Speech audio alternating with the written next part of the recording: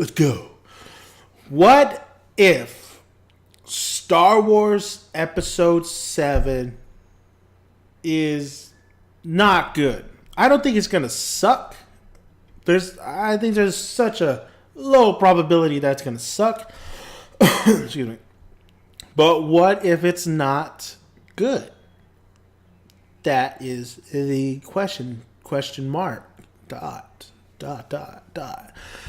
In all honesty, guys, I think this movie coming up, Star Wars Episode 7, directed by J.J. Abrams. We got the original cast. We got Harrison Ford, Carrie Fisher, Mark Hamill. Then you got some newer people, John Boyega, Daisy Ridley, I don't want to say Donald Gleason, but Gleason. I've seen him. You've seen him in a couple stuff. And Oscar.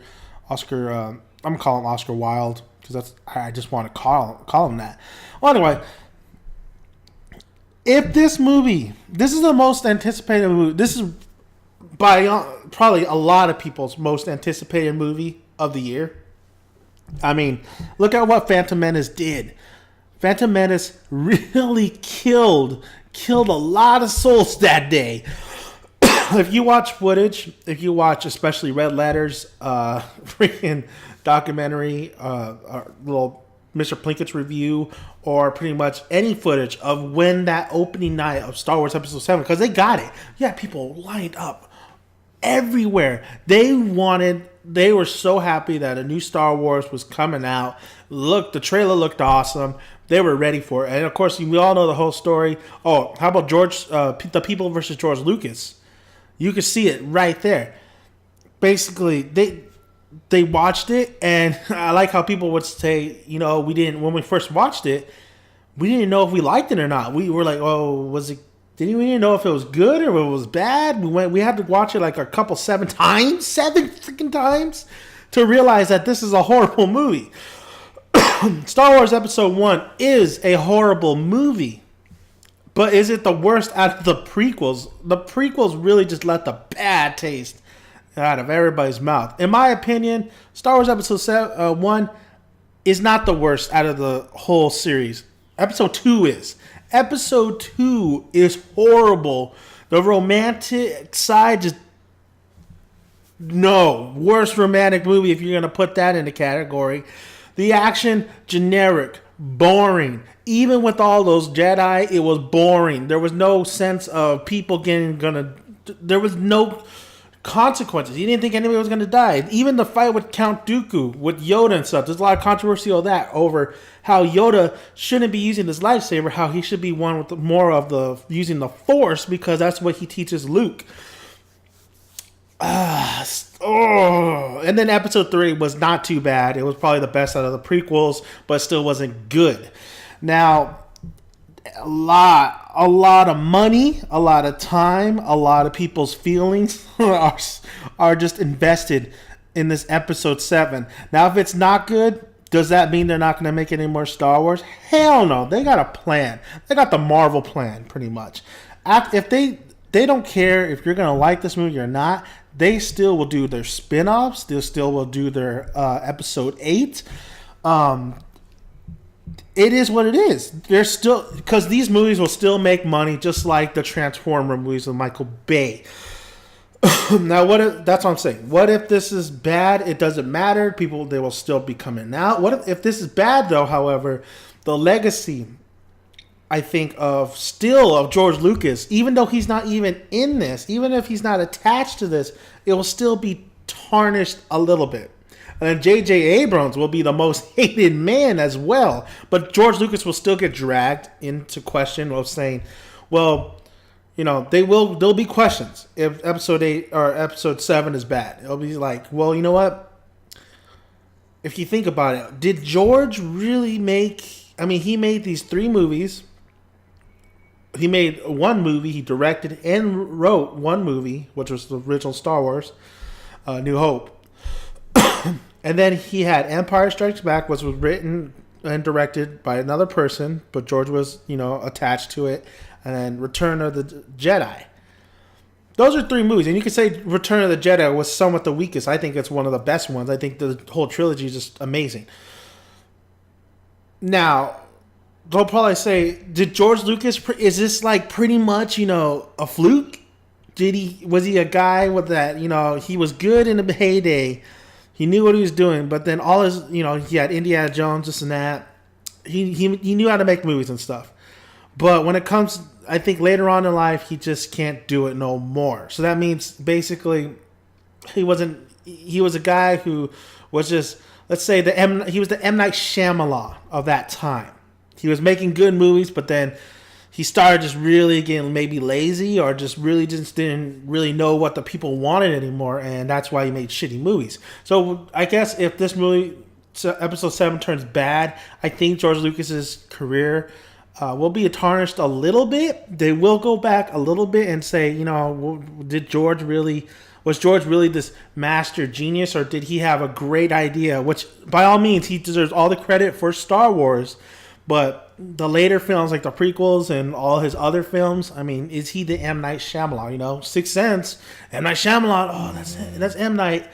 But that's what I think. I think they'll go back and question maybe George's, like, he was good in his heyday, but then he just started slipping.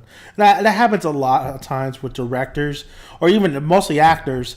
But Johnny Depp, I'm looking at you. But Episode 7, J.J. Abrams will be the most hated man.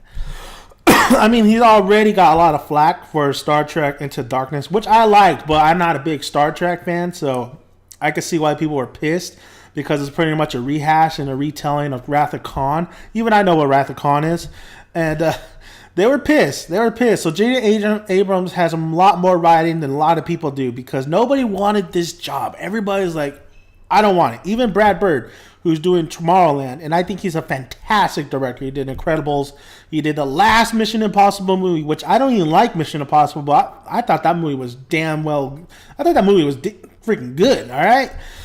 But this is Star Wars. People will get butthurt either way. Once this movie comes out, like I think I heard an AMC or somewhere where they'll say, hey, this movie will come out and people will still either hate it or love it. They'll still compare. They'll still, if it's good, they'll still say, hey, it's better than the prequels, but it's not as good as the original. When I go in this, I'm not going to think about the originals. I'm not going to think about the prequels. Well, I'm going to think a little bit about the originals because it's after. But the originals, they were good in their heyday. I think time has really just kind of, you could tell that that was then. This is now. I think enough time has passed where we could really just judge a movie and see if it was better or not. I'm hoping this movie blows the originals out of the way, because the prequels suck that bad. The originals out of the water, because I think it has a chance. It looks great. It feels fun. It feels like the nostalgia, like the originals. You got all the old cast. It's just, I think it depends basically on what they do with the original cast. If they, I think that's what gets a lot of people worried. What are they going to do with the original cast? Is Han Solo going to die? What's with Princess Leia? Are Princess Leia and Han Solo together? Do they have a daughter? Mark Wahlberg, Luke Skywalker. Is he going to turn into the dark side, like a lot of rumors are suggesting, or is he just like, is he going to mentor somebody, or is he the mentor? Is he the Ben Kenobi of this film? I think Gleason's his son, but it might not be that case. It always depends on what people want to know. What will happen to this original cast? I think the only way they could drop the ball, they could do whatever they want with pretty much these newer people, and I think it'd be fantastic. I think it looks fantastic already, but whatever they do with the original cast, that's where all the hate's gonna be. If Han Solo dies, maybe you're not gonna please everybody. People don't want Han Solo to die. People know the story that Harrison Ford wants to die. Maybe people are gonna be pissed if those two, Princess Leia and Han Solo, are not together. You're just not gonna please everybody. People are gonna be pissed that Luke Skywalker end up reclusing himself after Return of the Jedi and not try to get a Jedi Council going. I'm kind of one of those, like, I would think that Luke Skywalker would try to get a Jedi Council going, but maybe there's like backstory, like people are suggesting, that leads him into that.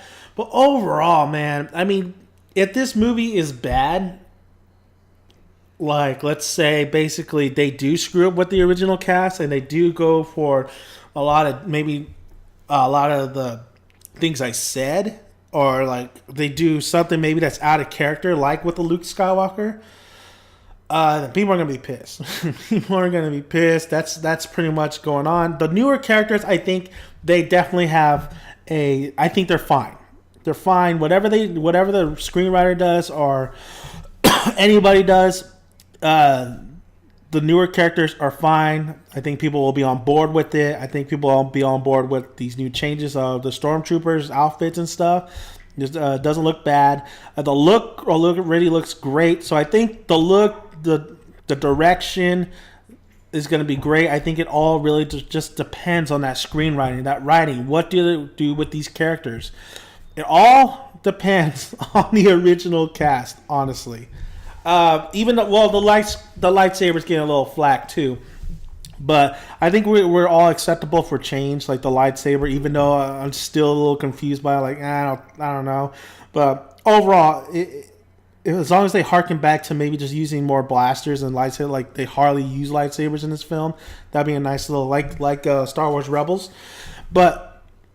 The original cast, man, that's going to determine if it sucks, if it's bad, or if it's good. I'm sorry to say, but that's what it is. I mean, yeah, it takes more than just, what they screenwriting just to make a good movie. You take direction, it takes cinematography, it takes all this, which I think they'll nail. I think that you got, you don't have too much special effects heavy stuff, even though with the Falcon that we saw in the teaser trailer, but they went grounded as well. They went, they used the props and all that stuff. However, I really think when it comes to Star Wars and when it comes to basically why the prequels failed, even though, the special effects, you could tell it would have been nice if they used proper, locations and stuff.